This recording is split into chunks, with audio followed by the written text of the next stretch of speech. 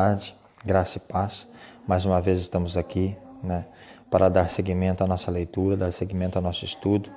Que Deus abençoe a vida de cada um de vocês. Não se esqueça de ir lá e se inscrever no canal. Mas o mundo foi feito para ser vencido. O Messias venceu, Paulo venceu também, e nós venceremos. Se o Messias venceu e Paulo também venceu, nós também venceremos. Porque não somos deste mundo. Mas nas próximas aulas você verá a diferença entre o sistema organizacional, de organização, denominacional, de uma denominação, e as reuniões orgânicas simples do Evangelho. Laodiceia tem poder, dinheiro e proteção, mas Filadélfia tem pouca força. Entretanto, ela guarda a palavra. Em Atos 3, Pedro e João, igrejas vivas de Adonai, estão indo dar testemunho do Messias ressuscitado no pátio do templo, às 3 horas da tarde. Mas quando mal chegam na porta formosa, aquela porta dourada, encontram um coxo que sempre estava ali pedindo ajuda, pedindo esmola, na porta da igreja. Eles, como igreja viva, curam o coxo com o poder do nome do Salvador, em frente a um local de reunião de religiosos que nunca puderam ajudar o coxo.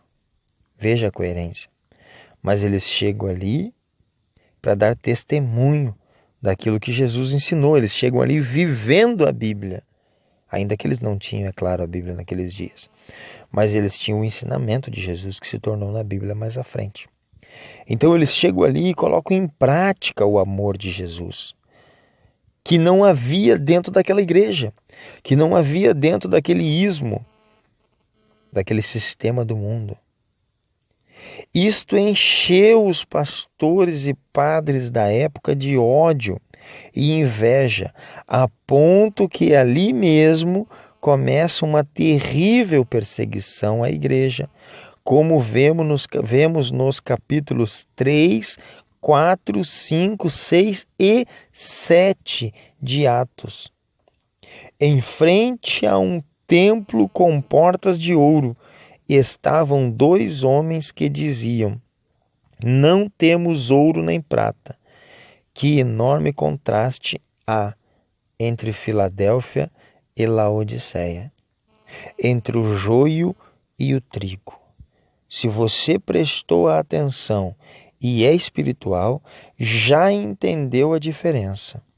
O sistema religioso está presente em Mateus 23 e em Tiago capítulo 2.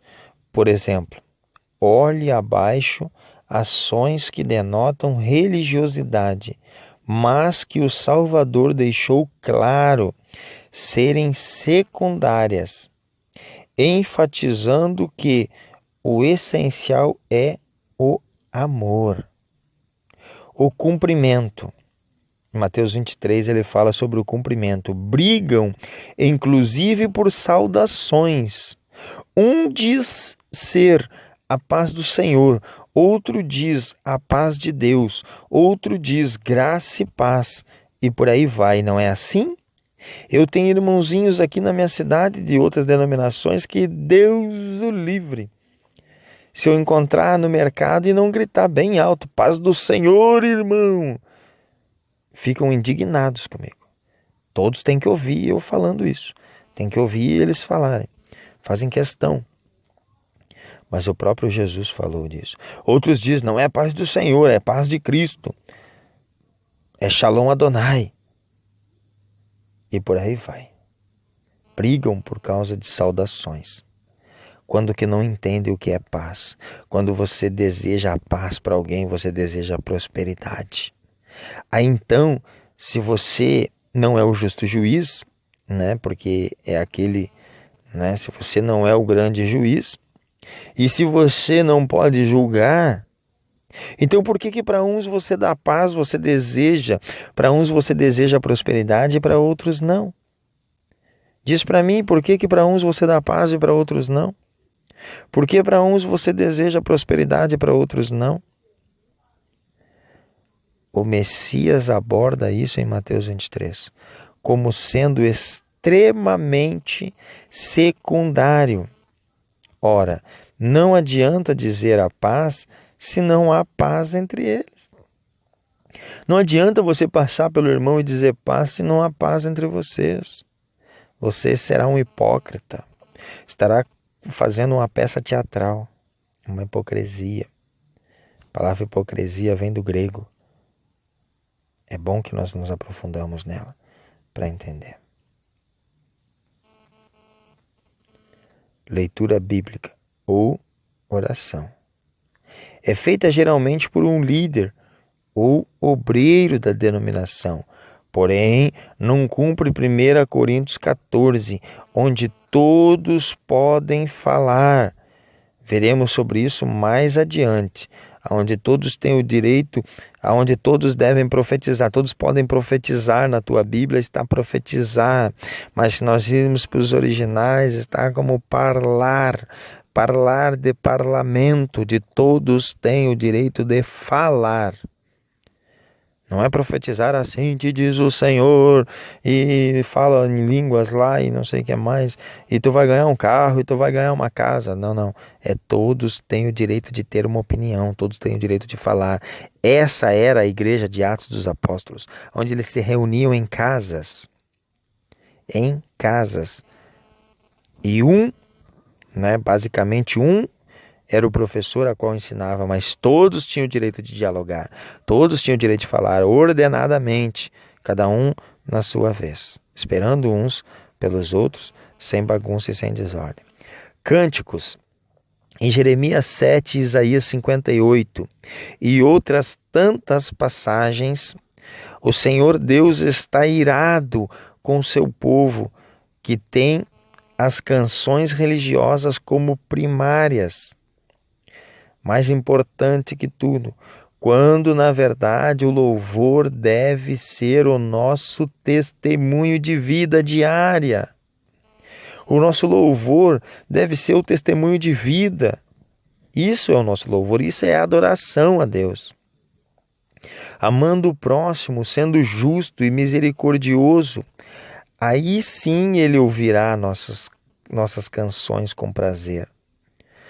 Cantam sempre, mas nunca prestam atenção no que estão entoando. Nem tampouco entenderam que a adoração é em espírito. João 4 e 2 Coríntios 3.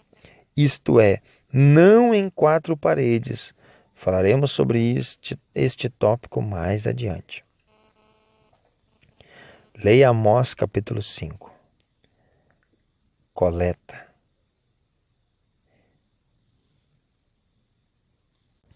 Vamos ler um pedacinho de Amós capítulo 5, depois você lê o resto em casa. Ouve, portanto, esta palavra que vos trago como lamento a respeito da vossa situação, ó casa de Israel. Casa de Israel. Eis que a Virgem de Israel caiu. Quem é a Virgem de Israel? Jerusalém. Eis que Jerusalém caiu, nunca mais se erguerá. Está desprezada em sua própria terra. Ficou abandonada e ninguém a levantará. Porquanto assim determina o Deus de Israel, Adonai, e o grande Yahweh, Deus, na cidade da qual saem 1000 para servir ao exército, restarão 100, e naquela da qual saem 100, somente 10 voltarão vivos para casa, ou seja, Deus irá devastar os exércitos. Pois, e aqui existe uma numerologia, existe uma numeração que nós não vamos adentrar nisso, que traz uma grande revelação da gematria, né? Mas nós não vamos entrar nisso, né? Pelo menos não agora. Pois esta é a convocação de Adonai, a nação de Israel. Buscai-me e viveis. Isso quer dizer que eles não estavam buscando. Buscai-me e viveis. Se querem viver, me busquem. Ele está, só para nós ver, ó.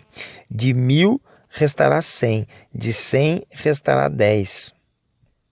Você entendeu? Esses 10 são os que buscaram. Olha a proporção. De 1000, 100. Olha a proporção.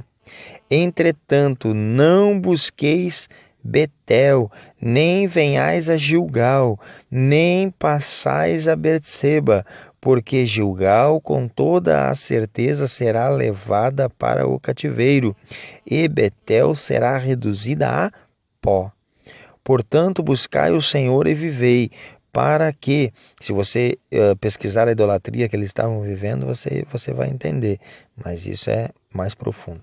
Portanto, buscai o Senhor e vivei, para que ele não extermine os descendentes de José, como um terrível fogo devastador, e não haja como apagá-lo em toda Betel.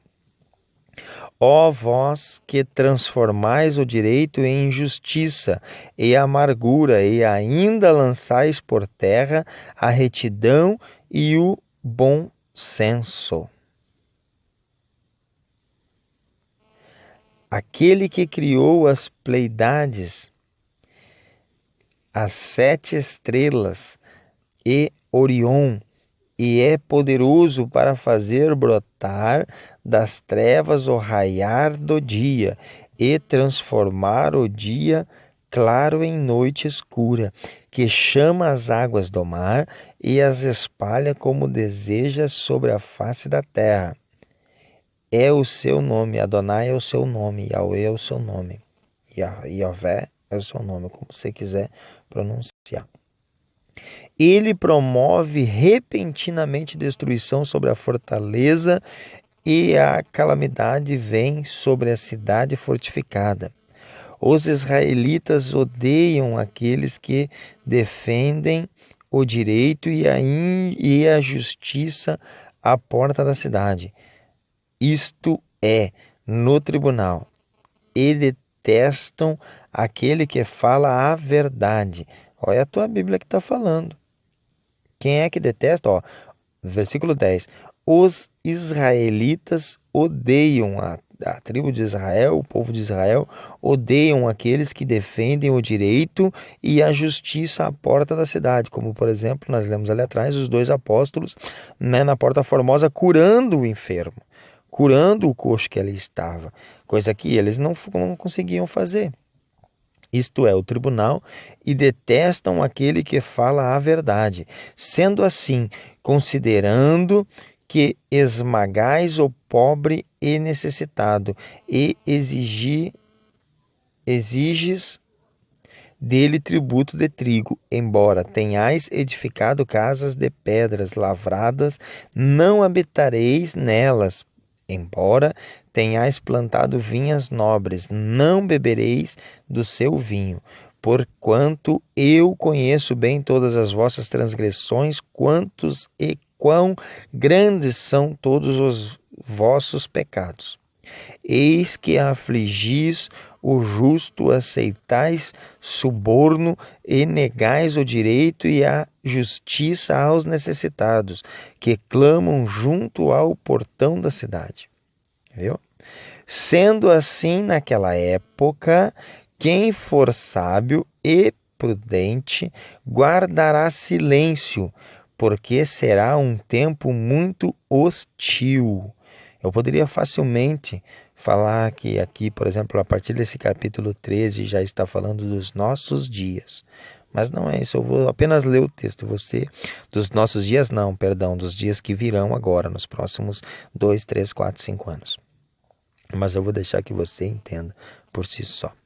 Buscai o bem e jamais o mal, para que vivais, e assim o Senhor nosso Deus, o Deus dos exércitos, estará permanentemente convosco, como costumais afirmar, como ele sempre disse que faria se você o buscasse, mas porque você não o busca, então não o enxerga, não o acha, só não acha quem não busca. Odiai, pois, o mal, amai profundamente o bem, e estabelecei plena justiça nos tribunais, às portas das cidades. É possível que o Senhor, Deus dos exércitos, se compadeça do remanescente de José, daqueles que sobrarem. É possível, não é 100%, é possível, talvez possa haver uma remota possibilidade dele se compadecer daqueles israelitas que ainda sobrar. Mas Israel não é a menina dos olhos de Deus? Portanto, assim declara o Deus dos exércitos, Adonai: haverá pranto e lamento em todas as praças, e exclamarão em todas as ruas: ai, ai, quanta tristeza! E chamarão o lavrador para chorar e os pranteadores para se lamentarem. Haverá lamentos em todas as vinhas, pois passarei no meio de vós com espada, adverte o Senhor. Ai de vós que desejais o dia do Senhor.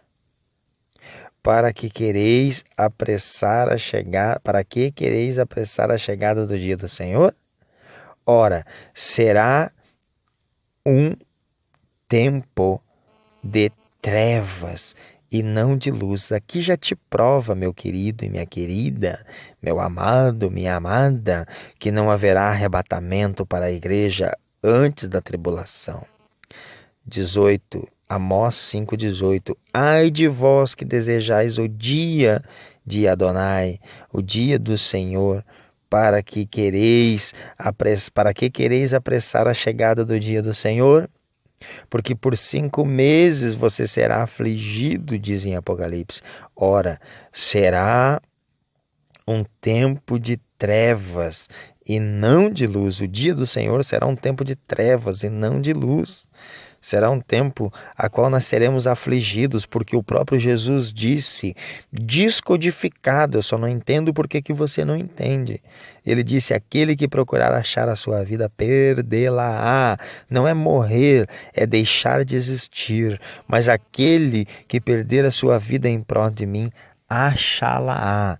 Não é achar, é passar a existir, é estar por toda a eternidade, eternamente com Ele. Será como se uma pessoa fugisse de um leão e se deparasse com um grande urso feroz. Se correr, o bicho pega, se ficar, o bicho come, não tem o que fazer. Iremos passar pela tribulação. Como se alguém entrasse em sua casa e, encostando a mão na parede, fosse picado por uma serpente. O dia de Adonai será assim, de trevas e não de luz, uma escuridão absoluta, sem um raio de claridade. Se você atentar no 9, você verá que até mesmo dentro da tua própria casa, os teus próprios familiares, os teus próprios parentes são quem irão te trair e te entregar em nome da religião, irão te entregar em nome dos sistemas do mundo, em nome dos sistemas religiosos, porque será a única saída. Mas você perderá a sua vida, mas saiba que você estará com Cristo. Esse é o segredo. Ai, ai, eu odeio e ignoro as vossas festas religiosas. Também não suporto as vossas assembleias solenes. Cadê os evangélicos para ler Amós capítulo 5? As vossas reuniões solenes, reuniões religiosas que não servem para nada, porque não edificam a ninguém. Quando acaba o culto, todos vão para casa sem querer saber um da vida do outro. Não no sentido de ficar fuxicando ou falando, mas no sentido de amar uns aos outros, no sentido de abraçar, de dar um aperto de mão, um abraço confortável. Aquela coisa gostosa, aquela amizade, não existe dentro das igrejas. Só nas panelas. Ainda que me ofereçais holocaustos, sacrifícios e ofertas. Vossos sacrifícios queimados, com vossas ofertas de cereais, seus dízimos e suas ofertas. Não me agradarei disso tudo. Tampouco olharei para as ofertas de paz e comunhão, mesmo que sejam de vossos melhores animais de engorda. Afastai, pois, da minha pessoa o som dos vossos cânticos, porque não ouvirei as melodias das vossas liras, dos seus teclados, violões e guitarras. Em vez disso, deixai correr livre o direito como um rio cauduloso, e a justiça como um ribeiro eterno. Deixai correr livre, tetelestai, sois livres, foi o que Jesus disse na cruz. Ora, foi a mim que trouxestes vossos sacrifícios e ofertas durante os 40 anos de caminhada no deserto, ó nação de Israel. Deus está perguntando, foi a mim? É lógico que não. Levavam a bezerros e a outros deuses, deuses estranhos. Não. 26, não. Foi carregar, não foi. Carregaste sim o vosso rei Sucote e Quium, vosso Deus estrela, imagens idólatras que construístes para vós mesmos. Por esses motivos todos, eu vos mandarei para o cativeiro, para o exílio, além de Damasco. Assevera, ó Senhor, cujo nome é Elohim, Deus dos exércitos. Viu? Não se esqueça de compartilhar com todas as pessoas, principalmente evangélicos, Amós capítulo 5. Peça para que leiam todo ele com diligência. E aí sim entenderão o que realmente é servir a Deus. Coleta. Tem uma porção de coletas.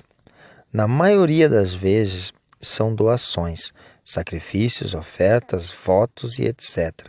Sempre para sustentar a estrutura caríssima eclesiástica, aqueles grandiosos templos, como já vimos em algumas imagens ali atrás, o templo do rei Salomão também, que eu não botei ali, mas nem irei botar, do Edir Macedo, as fazendas do Valdemiro e de muitos outros, né, do R.R. Soares, né, Angenor Duque e por aí vai. Tudo para sustentar essas estruturas caríssimas.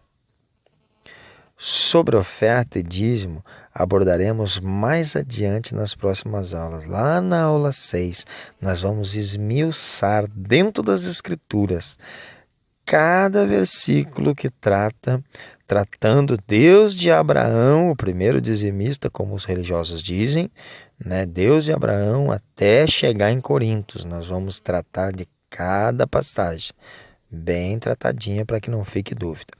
Bem como sobre as verdadeiras coletas bíblicas, que são as coletas para os pobres, que Paulo ensinou. Sermão. Raramente a pregação é do evangelho da graça de graça. Muitas vezes são apelos para campanhas, interesses locais ou do momento que vão beneficiar a denominação. São monólogos que se afastam e muito de 1 Coríntios 14:31. Tudo isso, inclusive o altar, a arca, o púlpito, a oratória, enfim, veio da paganização que já citamos e mostramos na introdução. E precisamos estudar e nos aprofundar mais sobre isso, né? Mas isso só no presencial, para a gente conseguir dialogar bastante sobre isso, para que você entenda. Até a próxima, em nome de Jesus. Que Deus abençoe a cada um de vocês.